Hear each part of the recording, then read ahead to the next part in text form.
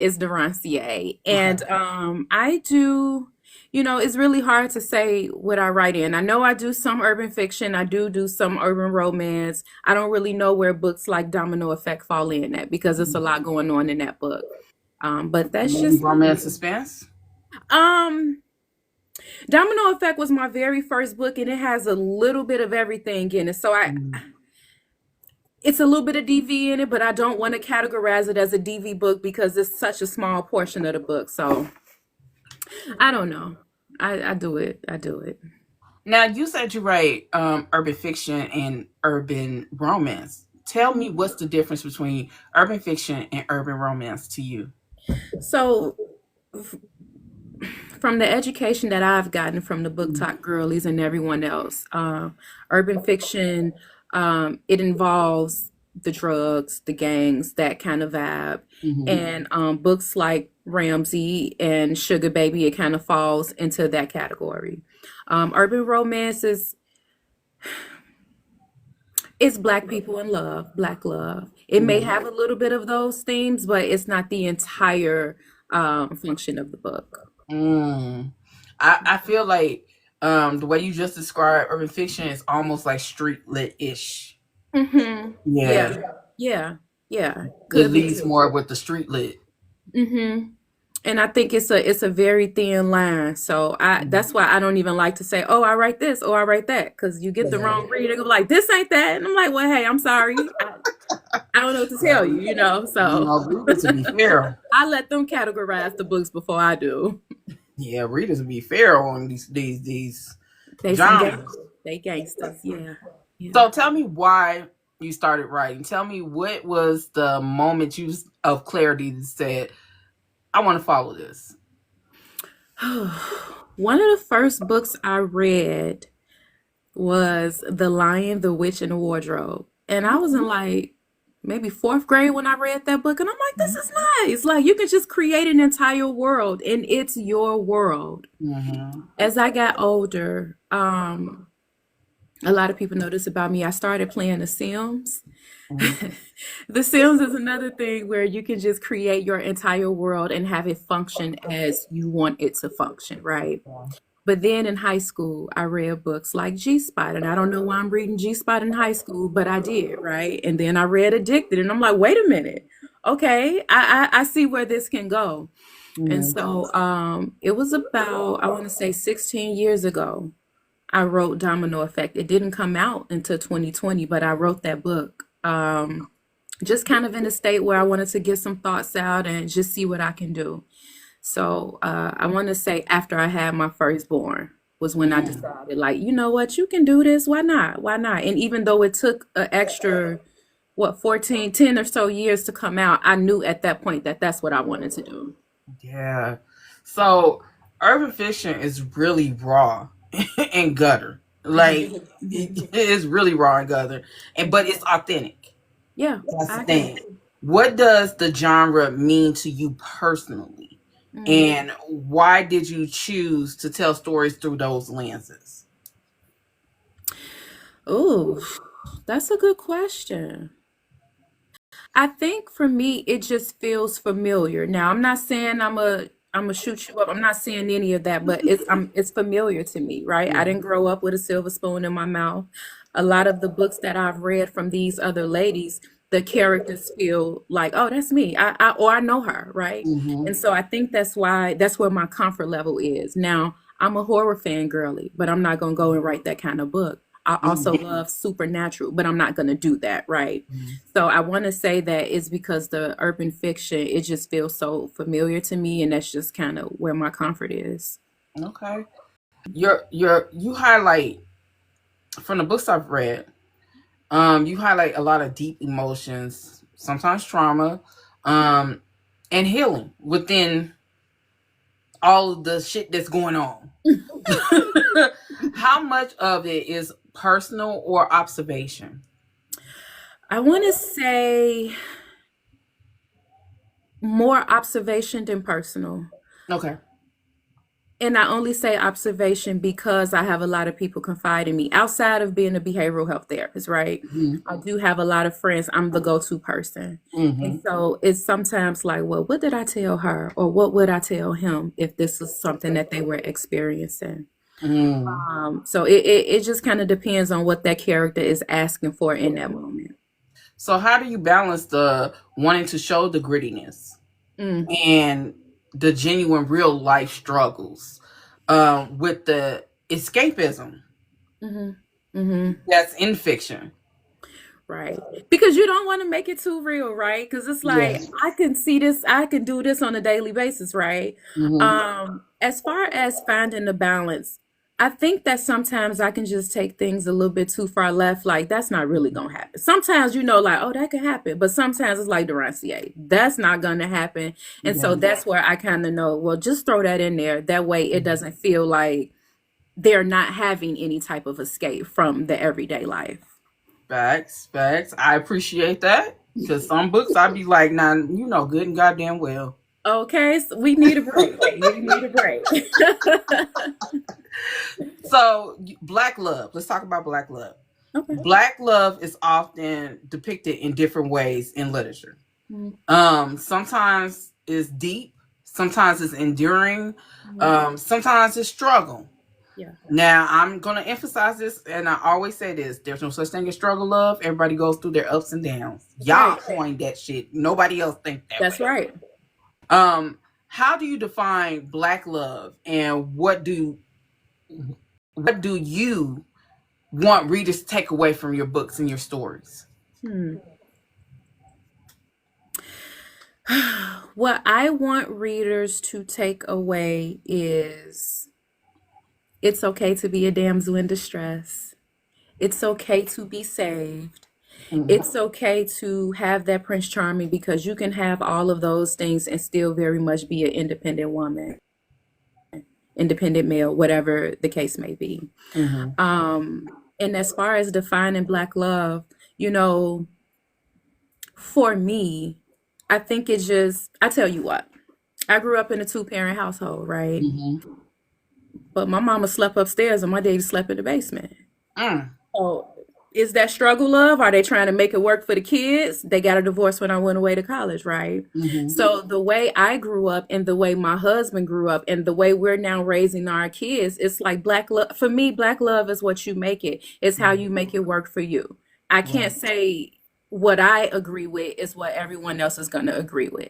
To Right. me, as long as everybody is, excuse me, respecting each other, then Mm-hmm. that's it. Because what works for you is not going to work for me. So, Black love to me is respect and mutual understanding and agreement. You have made some of your characters, the male characters, they are dominant, but and yet lenient. They Hmm are powerful, but are vulnerable. So, with that being said, how do you make sure that your characters are emotionally available when they need to be emotionally available for these women? hmm And especially when it comes to urban fiction or urban romance, you know, they just think the motherfucker that's shooting up the club, you know what I'm saying, the unhinged one, but they don't see the vulnerability or Yeah. the circumstances behind why he's like that. So how do you make sure you inspire to write uh vulnerable but deeply layered hmm men that we can really understand and appreciate? For, for one, I actually struggle with that because, you know, and this is why I know a lot of people say that authors should stay out of reader spaces. And Mhm. in my opinion, I agree because if you start to pay attention too much to what it is that they're saying, then you can't even do the craft the way you're supposed to do it. And Mhm. so sometimes I'm like, well, what did they say that they want BDE? What does that mean? They say they want unhinged. Well, what is unhinged? Because I know I can take it too far. So what Mhm. exactly do they want? So I feel like I write the men and whatever it is they do, it's what the female character needs at the moment, right? And Mhm. so if we're defining the whole BD term, if BDE term, if he's, you know, dominant, if she's being vulnerable in the moment, he's not going to say, come here, or you know what I mean? It's not just Yeah. going to be anything over the top. So I do try to find the balance, but by seeing what it is that the female character is calling for in that particular moment. Mm. Some of the men may have their own struggles depending on what their backstory is. And that also shapes some of the decisions that they make in the book. So, So let me ask you this: you led in with the, the unhingedness. Let's go to unhingedness because mhm, that's that is a mhm. key factor. It is a key factor. So what is the key to writing a compelling Mhm, unhinged male lead? Because I want someone who's dangerous, mhm, intense, mhm, but still lovable. mhm, What separates a good book bae mhm. from another toxic love story? um, oh my God, these is hard questions, girl. You gonna make me. I know good goddamn well. Y'all gonna stop saying that. Yes, this makes me nervous. I'm over here shaking You in my can't boots. be Okay. nervous. Come on now. Because you get a wrong answer, they gonna tell me to laugh. No, Not let me not say on this. not in this page. Not in this house, Jesus. Not in this house. Britt, hey girl. Hey Soror. Okay, I'll say this. I'll say this. For me, I think that I only do the whole unhinged thing when it comes to a specific villain in the Mm-hmm. book. You know what I mean? Mm-hmm. Um, I'm not sure if you read Sugar Baby. No, I Sugar haven't read that Baby. one yet.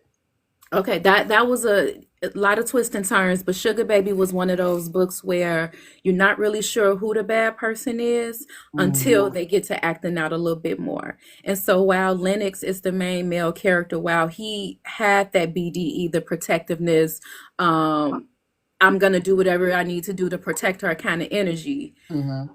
his his arch nemesis, who he didn't know was his arch nemesis at the time, he took it a step far, and that's to me where the thin line between BDE and toxicity comes in. That because if you're Mm-hmm. being over, it's one thing to be protective; it's another thing to be overly controlling, right? Mm-hmm.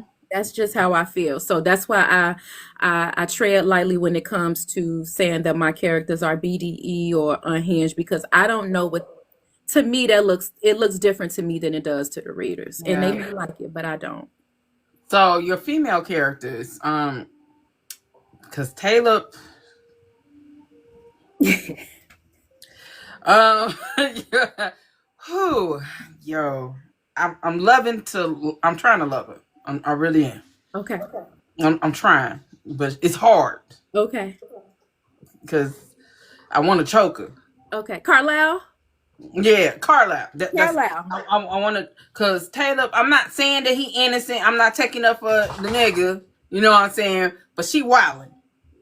She I love to defend her because, she when you have an image of what your life is supposed to look like and then something happens and it changes up, you're not necessarily so welcome into everything that's in front of you. Even if the person got a sign saying, "Hey, I promise I'm not gonna hurt you," that still don't mean nothing. So that's why she getting on your nerves. She got on a lot of people's nerves. They was I, pissed off.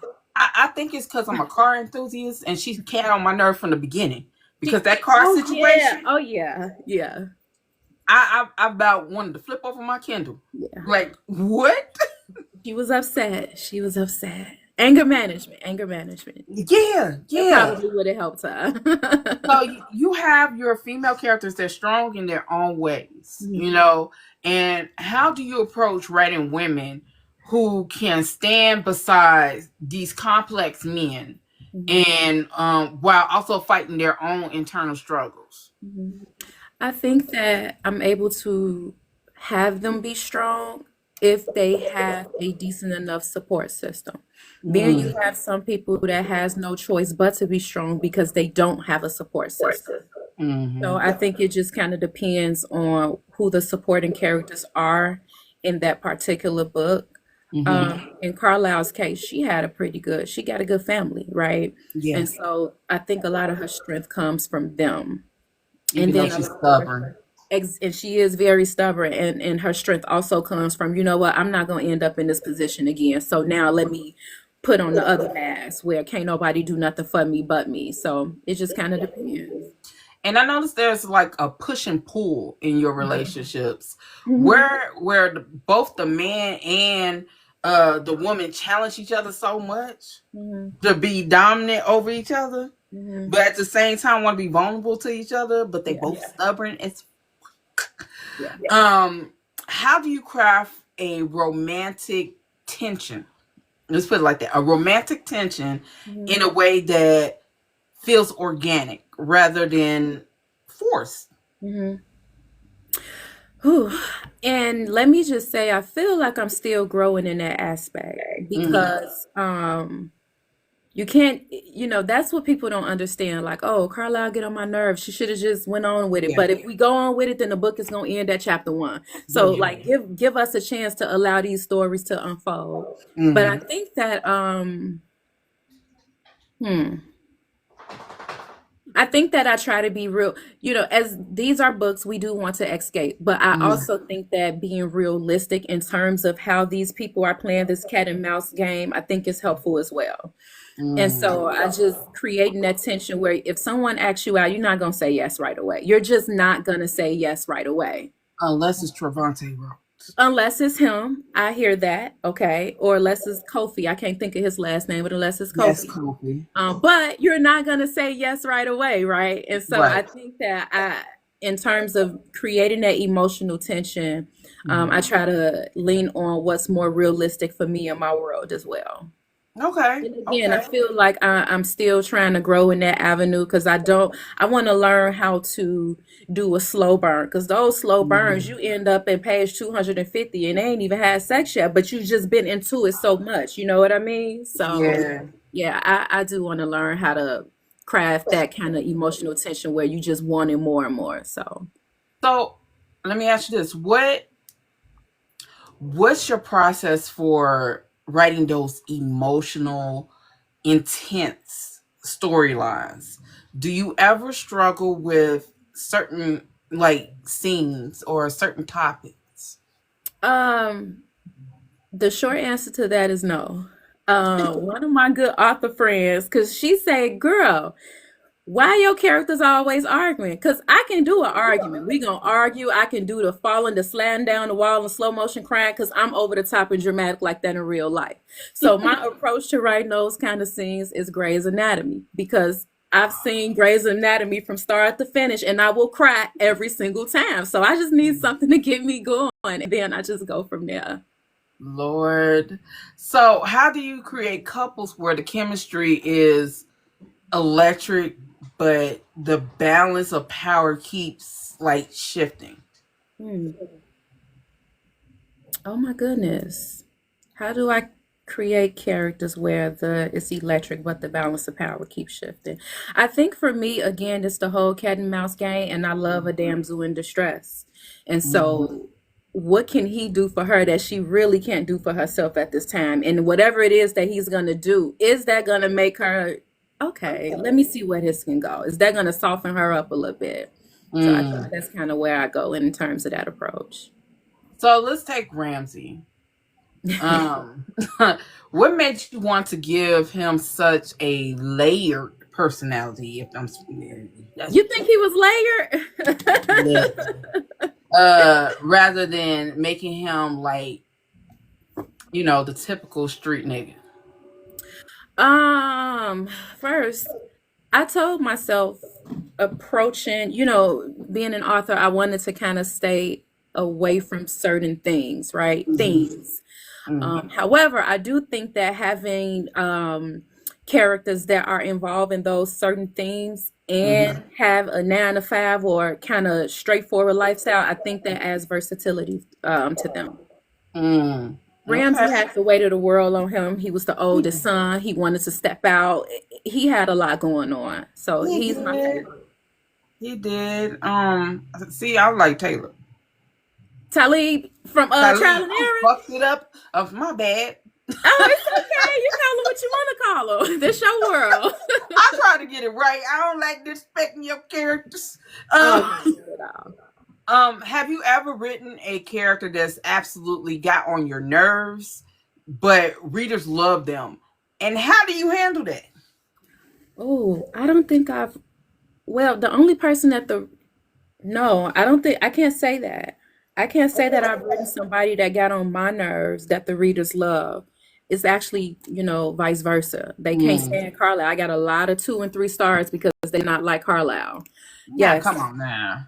Well, yeah. Well, the good read girlies are gangsters, so that's where the 2 and 3s came from. So, but I can't say that I've written somebody that I didn't like that they loved. I can't say that that's happened yet. That's crazy. I mean, I don't love a lot of characters, but the book be good. I could never give it If they low irritating, stars they because ain't I best don't like it. read. Okay, okay. Now, some of your characters have past wounds, They do. and that shape them how they love and navigate, relationships. How do you make sure their trauma doesn't define them, but will play a significant role in, their growth? How do I make sure that trauma doesn't define them but plays a role in their growth?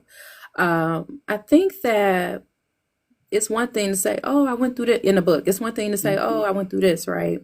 But if Mhm. I keep trying to toss out small little things here and there and show right stubborn character and show how the character is able to overcome these different things during the book, then that's how I'm able to show that their trauma doesn't define them. Does that make sense? Yeah, it does. It makes a lot of sense. So, a lot of, as I say, a lot of kinfolk ain't skinfolk, Hello. but a lot of readers criticize urban romance for glorifying struggle love. Hmm. Um, and I still say that's not a thing. Um, I agree. what's your take on that? And how do you ensure your stories reflect love as both passionate and healthy, even amid the challenges of the relationship? Mhm. Because I don't know what struggle love is, right? Me neither. I in certain terms I try not to play into because listen, there is no relationship that's happy go lucky. I mean, if Beyonce get cheated on, nobody is safe. It's just as simple as that. Now, Right. I'm not saying that because there's no cheating themes in any of my books, right? But I don't understand where the term, struggle love comes from. So with that Mm. being said, there will be some type of conflict. And as long as they're able to resolve it in the book, I think the readers need to give all authors a chance and stop labeling it, oh, it's struggle love, it's this and that, because nobody is perfect. It's just a Nobody. simple thing. Are there any tropes you refuse to write, and why? Uh, n- mm, Give me some examples. Like, Secret baby, cheating, double life, I don't know, something no, like that. I don't refuse to write anything. The only thing I would be hesitant on is age gap because it has to be done with grace. And, there's always some type of backstory. And if you're doing age gap, you have to be careful with the backstory because if somebody's too young, then it's going to get a little weird. Mm. So probably just age gap. The other tropes that you named, I'm not interested in them as a reader, so I wouldn't write it either. But my favorite is always going to be enemies to lovers. Why enemies to lovers? Because the trial and error is enemies to lovers. I love me a little enemy. Like we gonna argue. We gonna argue. What's up? What you need to say? So I love me some enemies to lovers. So Yeah. a So little let me ask you, where we at on Mulholland Falls? What we doing? um What we doing? What we doing? Samson. Hmm. I just scrapped 10 chapters from his book. He is not ready to tell his story. And if I keep going now, then it's gonna be a flop. So Samson said, Daroncia, just give me a break, move on to something else. I am moving on to something else. I am hoping I can get this out by the end of April, and it does take place in Mulholland Falls. Okay. Um, I hope that happens. I do too. Because when I do have interviews with you guys, I start to dive into y'all catalogs, Yeah, and then I become a fan. yeah. And so when I become a fan, that means, oh, she meant for me to be in her DMs asking her, what's second book? But Samson's book, it's his own story. It's not a continuation to Ramsey. This is just his life as, one of the princes of Mulholland Falls. Samson's book will be completely different. So this is it. Ain't gonna be no more of that. Whatever happened in Ramsey, how it ended, even though people was pissed off, that's how it ended. And I'll just preface that by saying sometimes the villain gets away in the end. And that's just how I am. I just want to say, on behalf of everybody else, that's some bullshit. I understand. That's I not. understand. Ah, damn. I Okay. understand. Yeah. Okay. So, let me ask you: is there a genre you haven't wrote in hmm that you would like to write in, dabble, maybe stick your big toe in, hmm that you have not yet, but hmm you intend to? And could you tell us what it is and why? I want to say probably probably dark romance. Please, Jesus, I need more black people in dark romance. I would love to do that, but I need to research it first. I don't want to just, you know what I mean? And yeah, dark romance. I said this to Miss Lady P and to Masterpiece one time. I said, y'all already write dark romance. You just got to make it a little bit more crazier. Make it a little bit more crazier. Y'all And already you have doing to it. be careful too, though. You have to be careful because I have a specific set of readers. I don't know who they all are, but I'm still trying to find my audience, right? And so I don't want to write something that go all the way to the left and then I lose all my readers. I'm struggling for my little reviews as it is. So I just got to be careful with it, but definitely dark romance. And that's why you need to be starting to get on live. I know. I'm just so. I know. I understand. I feel you. I feel your pain. But at the same time, as a reader, we need this. We do. We need this for the simple fact that it gives us connection to those that write the stories that now some of y'all hoes are parasocial crazy. So I'm not talking about y'all because some of y'all delusional as fuck. But what I'm saying is, the reader wants to put a face to it. And then you can find people who can help you, like a street team or art team, and help get the word out about your books. Because you're right. Fucking, I did not even know you. That I existed. I know. And I was like, where the fuck she been at? Look, I've been right here just had it, not being seen at all. Because I went back in your catalog. I was like, 2020? Yeah. Where the fuck was I at?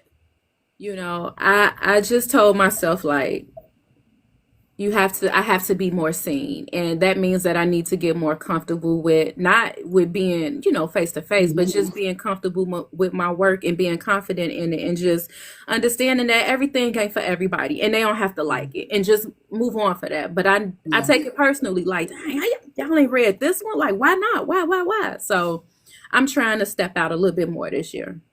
So what's the balance between your 9 to 5, your storytelling and writing, and your characters in your head, and just you having time to yourself? Great question.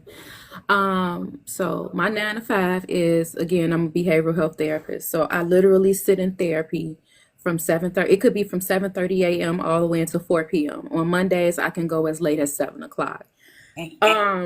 It's really difficult because since I'm in a field where everything is confidential, I have to work extra hard to not regurgitate anything that I'm hearing in session all day, right? So what I normally do, I write before 7:30. Okay. Sometimes I get up at 5 and try to get an hour and a half in and then get up and get my little one ready for school and things of that nature. I don't do too much writing in the evening.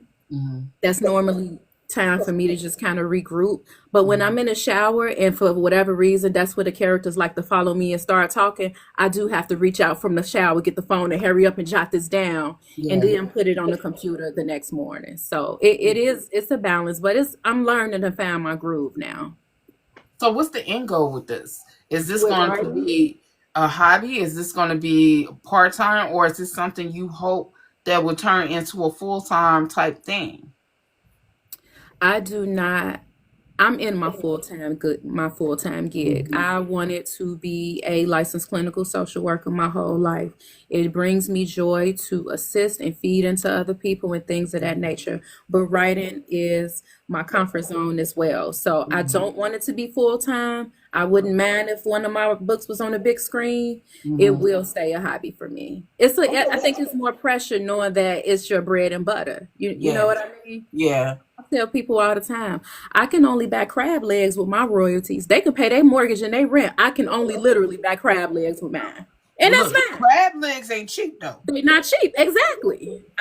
They not cheap. So, but it's not full time for me. Not now. Okay. Mm-mm. Okay. Okay. So, what advice could you offer yourself that you Mm. wish somebody would have told you in the beginning? So, what advice do you offer yourself, Mm. and before you offer some advice to anyone else? Hmm.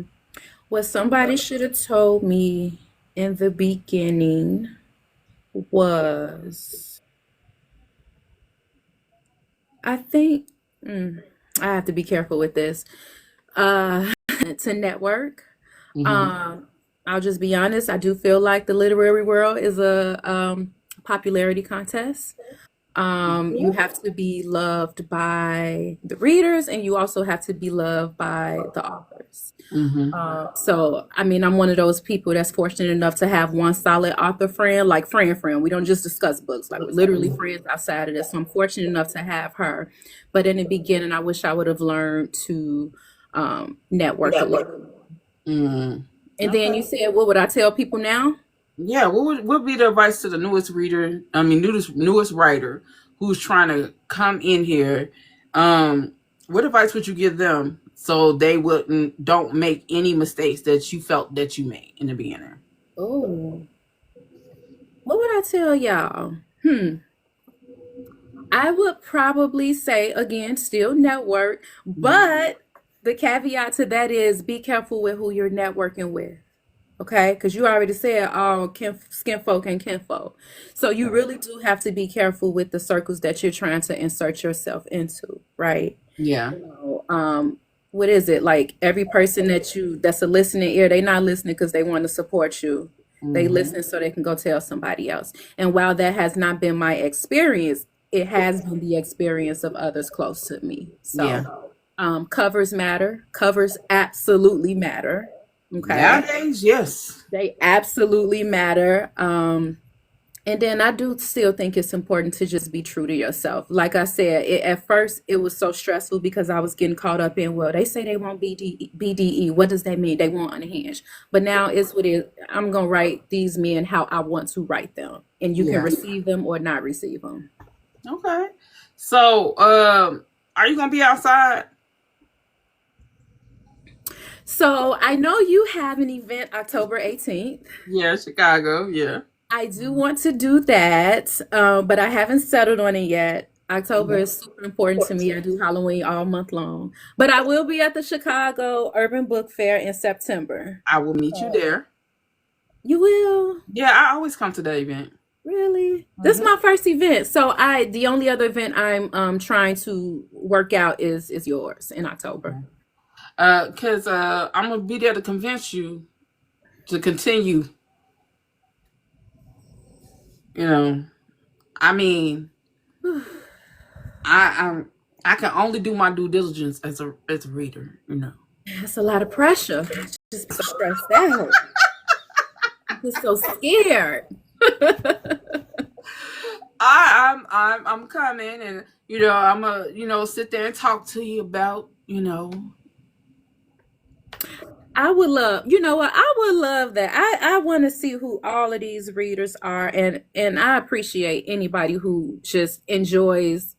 They allow the books to take them on a journey because a Mhm. lot of people are missing that now. So Yeah. I'm here for the conversation. Yeah, because a lot of readers are just looking for a big dick, a good fuck, and a quick plot. Yes. They're not really invested in the story. Hmm. A lot of readers are into the fanfare of things and not the actual story behind it. Hmm. So they miss out on a lot, and a lot of authors Hmm. are into the fanfare of everything, and they miss the opportunity to have these amazing books really take off. I agree.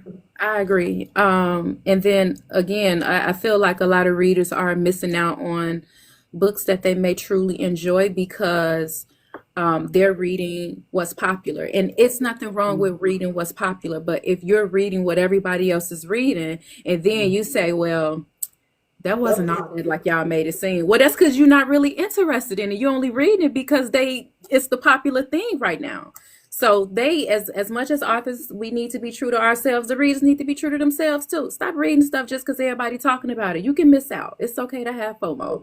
You can miss I, I literally say people get in reading slumps because they won't go outside of their bubble. that part. That part. They're Yeah. waiting for their favorite author to drop a Yeah. book, but they're not reading outside of urban fiction or contemporary romance or Yes. paranormal or dark romance. They are literally just staying in that Yep. niche. Yep. And then what happens is they say everything is starting to sound the same.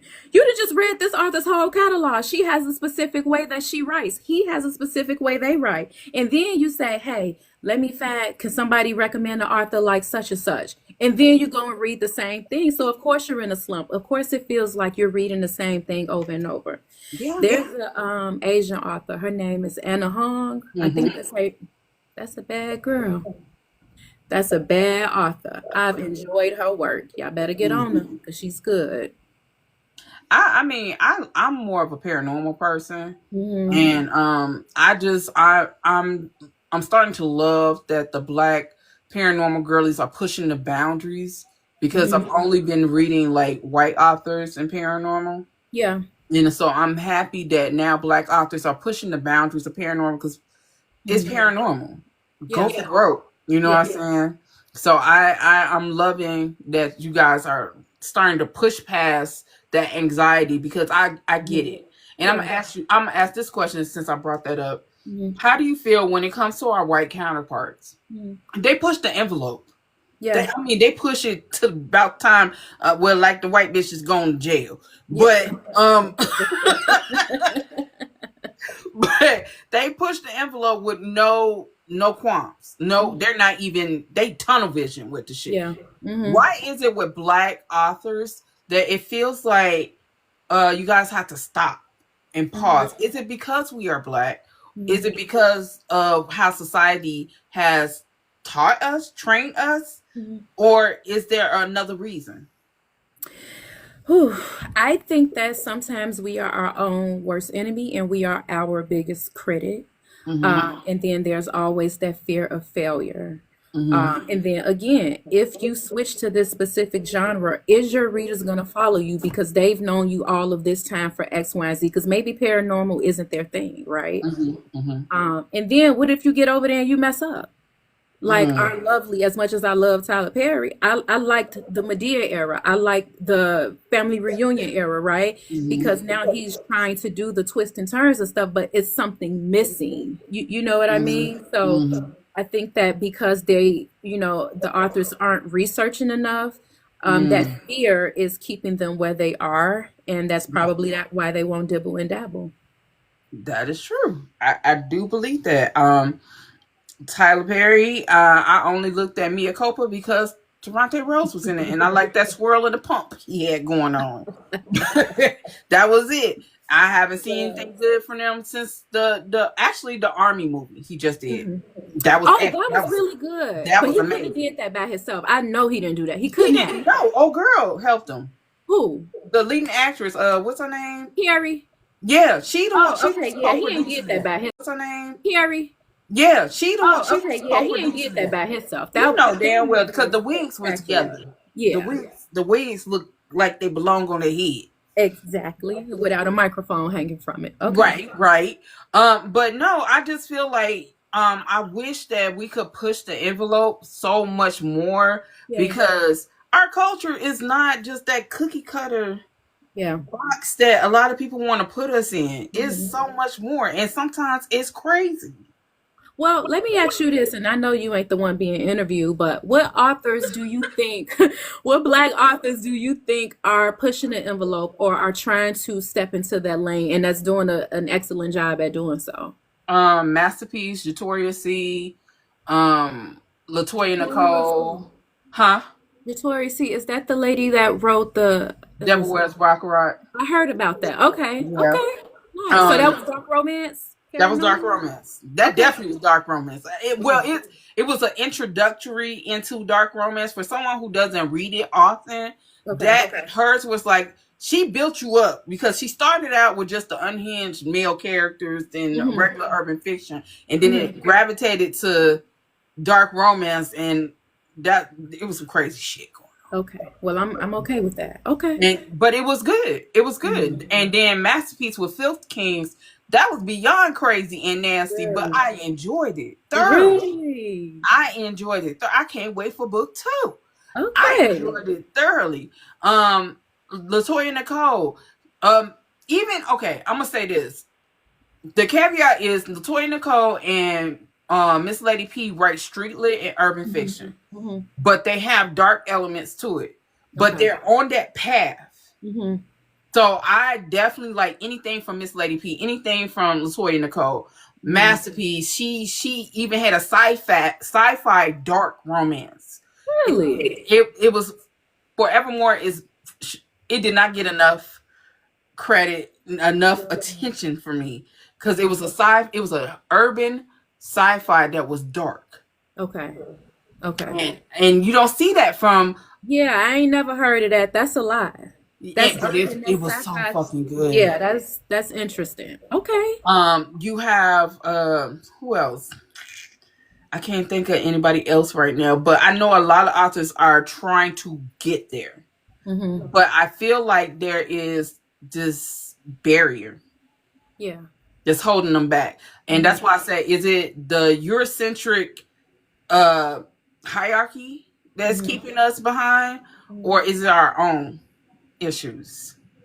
I think it's personal. I don't think it has anything to do because those people they do a lot of different stuff that we don't do as Black people in the first place. Yeah, they I don't use seasoning. truly, yeah, I truly think that when an author puts out work or not put it out is Hmm. fear. And so they might be afraid, and I'm not saying anything about the ladies you just discussed, but just in general, they might be afraid that their readers won't follow them. That would be a fear of mine. That would Well, be, that is what they said. That is yeah. exactly what So, they said. yeah. But I wholeheartedly feel like if you truly love someone's writing, you understand there's a thing called evolution, Hmm. and you will follow them through their evolution. Hmm. Because if they're constantly in that same, Yeah. plateau, they're never Hmm. gonna grow. You Hmm. know what I'm saying? And then they miss out on blessings that they could get Hmm. from that genre or whatever they're gonna do. So You I, know something? Just think about this. Think about this. You mm-hmm, know, you're an author. You can spend however much money on editing. I'm gonna just say maybe 250 or 300. You spend $60 on the cover. mm-hmm, If you're doing formatting, shout out to Maya because Maya makes my life so much easier because she formats my books. mm-hmm, So you spend money on formatting, and then you got the back and spine. And at this point, you probably didn't spend about $400 to get your book out. Not mm-hmm. only have you spent that money, you spent multiple hours writing, right? Multiple Mm-hmm. days, a month or so. And then that book drops, and it's a month later, and you can't even get 25 reviews. But you know what? I'm gonna say this, and I say this to everybody that come up here. Hmm. I know the male authors marketing is trash.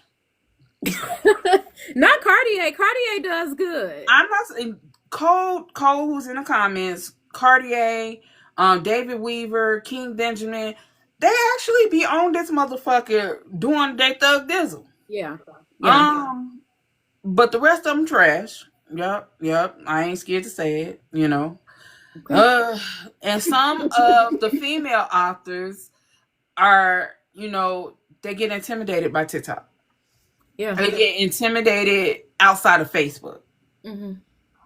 Some of them are even intimidated with Instagram. Hmm.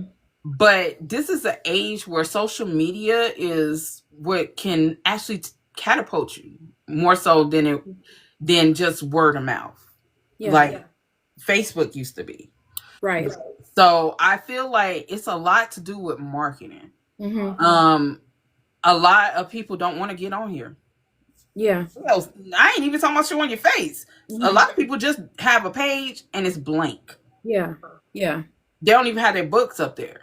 Hmm. So I think it's more so marketing and Hmm. not because how they gonna find you? Right. That's right. That's true. You know, it's always my thing. I want to see y'all succeed, but goddamn. Yeah. We got to do more hard work, is what you're saying. We Yeah. need to Or do more. either find the readers that you already have. Hey, anybody interested in being on my street team? Hmm. Anybody interested in being an ARC reader? You don't have to leave just a review on Goodreads or Storygraph, but make a video because those video reviews do numbers. They do. Those video reviews are amazing. The Bookstagram girlies, their visuals outstanding. Okay. So Mhm. yeah, I hear that for sure. So I'm just saying, and I just and one more thing before I close this up. Are we gonna get any audiobooks? You know, the short answer to that is no. I'm gonna tell Oh you why. damn. I'm gonna tell you why. Because from what I've seen, you have to have a certain amount of page reads and Mm. reviews to get that opportunity offered to you. Unfortunately, in the year of our Lord 2025, I'm not there yet.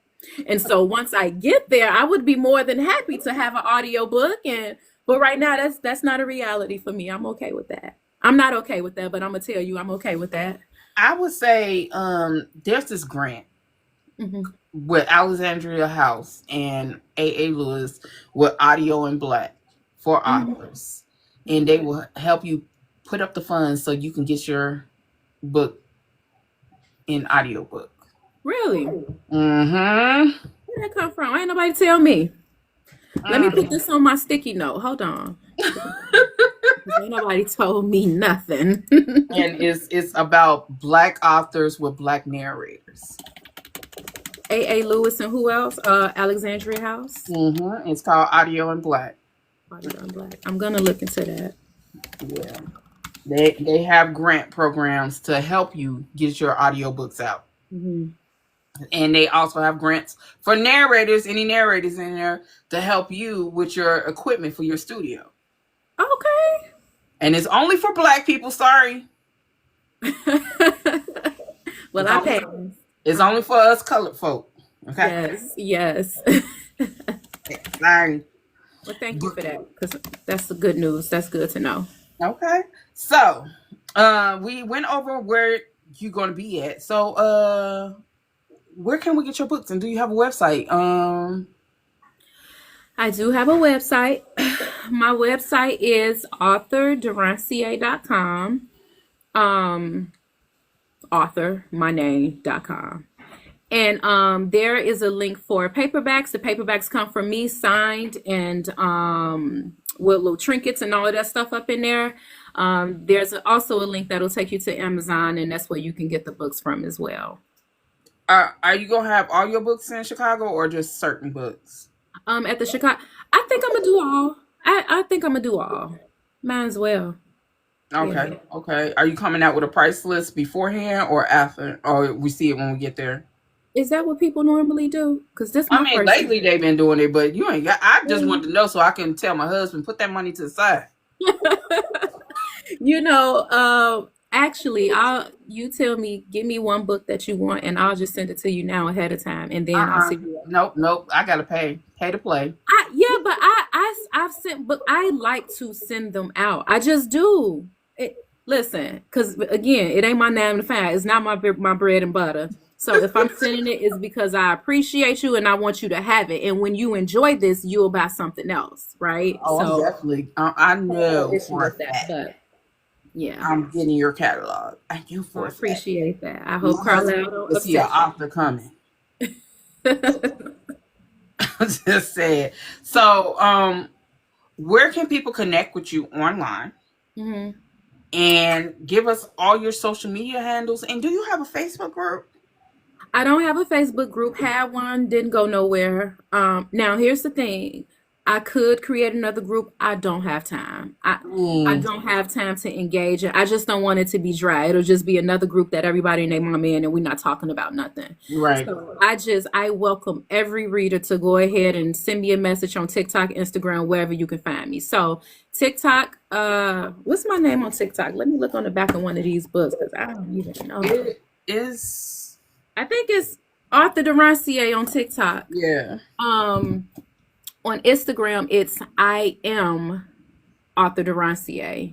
And then Facebook is just Daron, because that's my name. Duh, and then Ron. That's why I couldn't find you. Yeah, yeah. It was really designed for my patients and stuff to not be able to find me, but it's not working in terms of the whole author thing. So I may have to rethink that. Okay, okay. So, is there anything that is coming up that you want us to know besides the book events or book events you might be attending? Um, is there anything else that may be coming up with new books, with merch, with anything like that? Nothing new. Again, I scrapped 10 chapters of Samson, so I'm so sorry. Again, when he's ready to talk, we'll get that book out. But I do plan to drop something again, hopefully by the end of April. So I hope my readers are looking forward to that. And that's just it. Okay. Well, Can I add one more thing? yes, ma'am. I don't know for whatever reason. Can y'all see this? That is so pretty. Thank you. This is Unbreak My Soul. I don't know why y'all not messing with this book. This is such a good book. Just check it out. Now, there is a trigger warning, so check your triggers. It does have some type of DV theme, but it's still an urban romance book. And if you Mm. haven't read that by me, I would truly appreciate it if you gave it a try. And if it's not your cup of tea, I appreciate that. But don't read it and give me 1 star. Don't do that. Just say I ain't like it. And don't make no status saying, I DNF that. Don't do that to me. DNF that triggers me. Please don't. First of all, should nobody be making no videos talking about their DNF? I put a curse on your family for doing that because Yeah. there is no reason y'all need to do that. No But reason. they do, and it's fine. Go ahead, live y'all life, but just don't do it to mine. That's gonna really make me sad, and you don't want to make me sad because I try to bring light to everybody, right? Lord Right. Jesus. Okay. I'm saying. She said we're gonna beehive them. Yeah. So before we get out of here, I'm gonna do some housekeeping. Y'all know the Boozy Book Tour, Yeah. Raleigh, Arlington, Virginia, Orlando, Florida, Chicago, and Las Vegas and Denver is open right now because we plan ahead. We making sure this is the last year we're doing all these tours. Next year will be only 3 tours a year, and they're all themed. Tables are open for authors, vendors, sponsorship packages. So if you want to sponsor a reader who cannot afford to get a ticket, go ahead. I ain't say pay for their room and board. I'm just saying the ticket.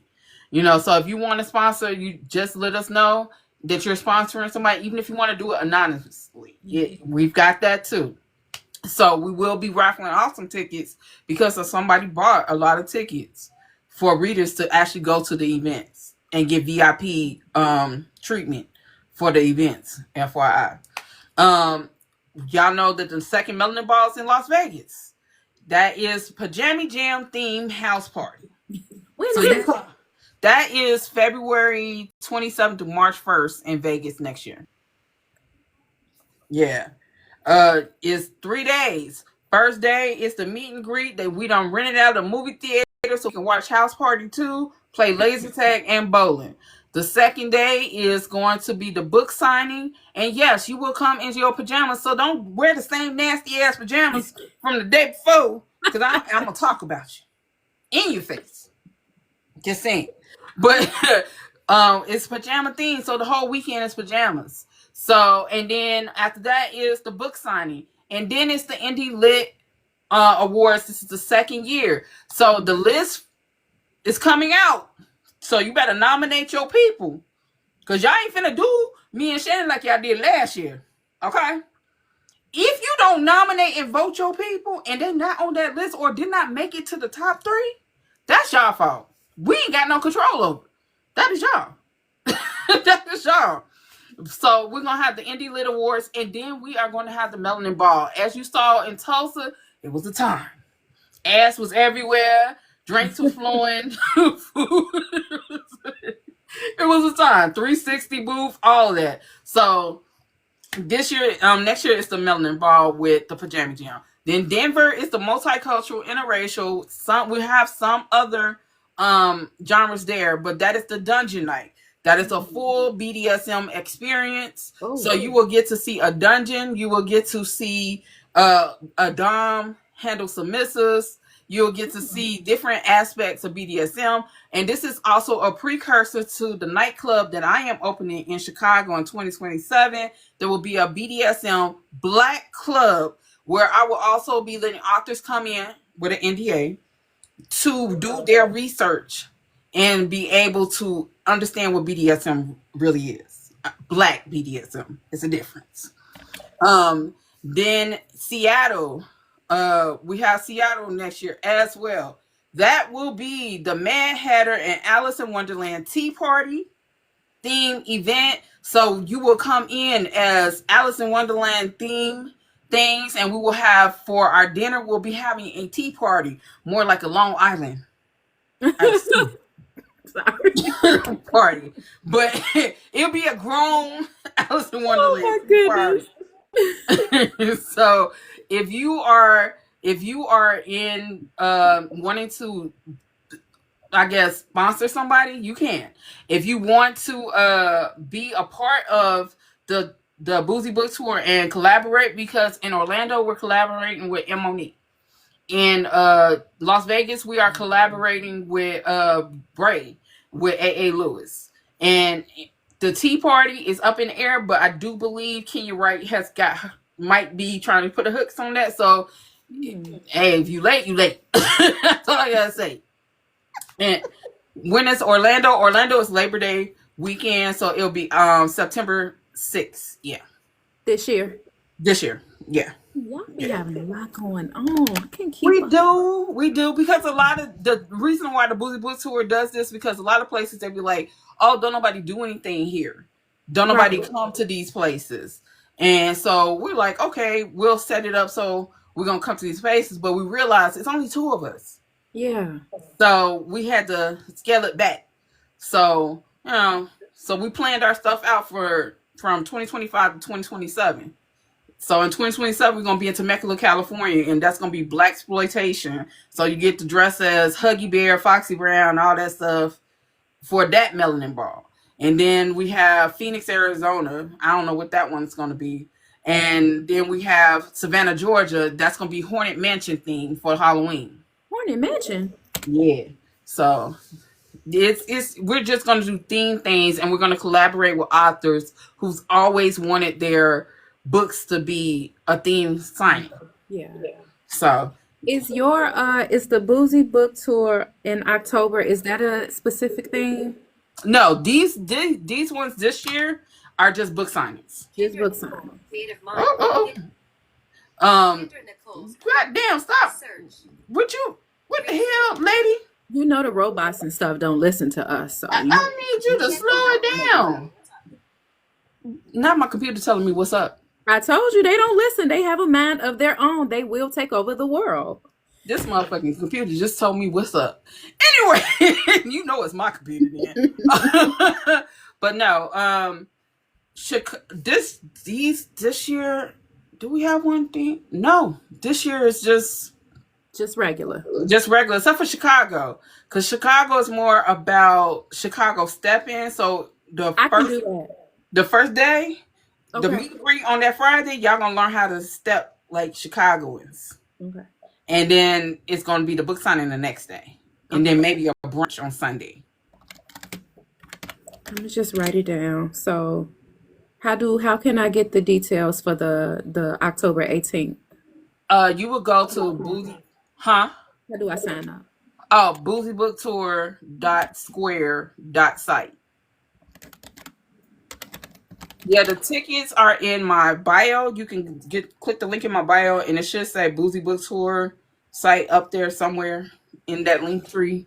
And you go in there, and the tickets are already on sale. There's general admission, which is without the dinner with the authors, and then there's VIP, and it's the full package because we do serve dinner.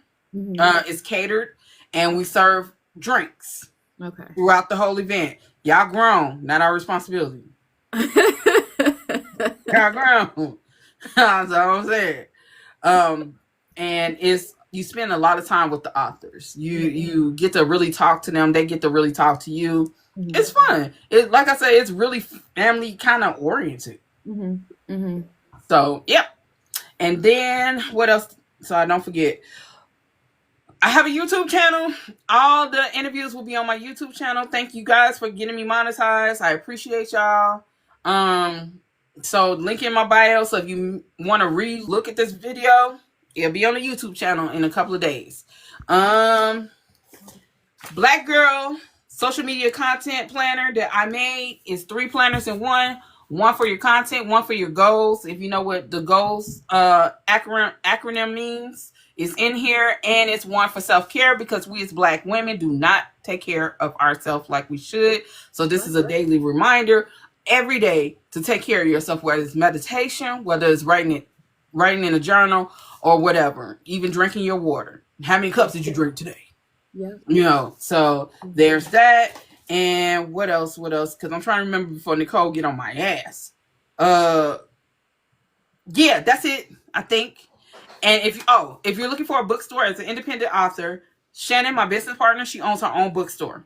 It's called the Literary DFW. It's an online bookstore. She does book boxes for authors, and she also does merch for authors. And then you also have Mika G, who does t-shirts and apparel as well.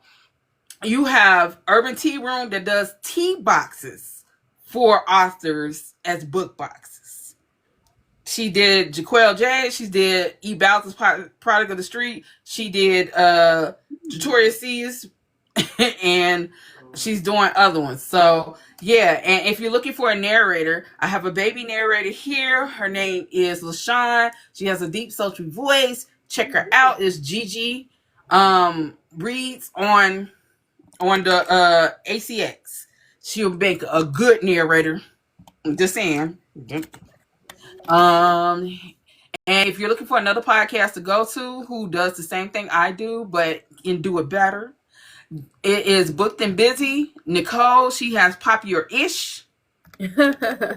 And she is a phenomenal podcaster, and check her out. Okay, I think I done did the infomercial. Yep.